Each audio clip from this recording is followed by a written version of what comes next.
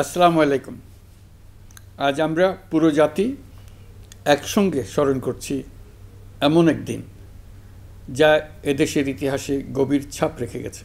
5ই August শুধু একটি বিশেষ দিবস নয়, এটি একটি প্রতিজ্ঞা, গণজাগরণের উপাখ্যান। আজ আমি গভীর শ্রদ্ধার সঙ্গে স্মরণ করছি 1971 সালের স্বাধীনতা যুদ্ধের সকল বীর মুক্তিযোদ্ধাদের, যাদের আত্মত্যাগে আমরা পেয়েছি স্বাধীন সার্বভৌম বাংলাদেশ। 1971 সালে সাম্য, মানবিক মর্যাদা ও সামাজিক ন্যায় বিচার প্রতিষ্ঠার লক্ষ্যে এদেশের জনগণ সশস্ত্র মুক্তিযুদ্ধে অংশগ্রহণ করেছিল।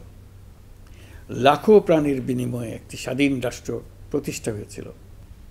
জুলাইয়ে যারা আহত হয়েছেন, চিরতরে পঙ্গু হয়েছেন, দৃষ্টি হারিয়েছেন, জাতির পক্ষ থেকে আমি তাদের প্রতি শ্রদ্ধা ও কৃতজ্ঞতা জানাচ্ছি। আজ আমরা কেবল অতীত স্মরণ করতে আসিনি, আমরা একটি শপথ গ্রহণ করতে এসেছি। শপথ এই, আমরা কোনো ধরনের নিপীড়নের কাছে মাথা নোয়াব না।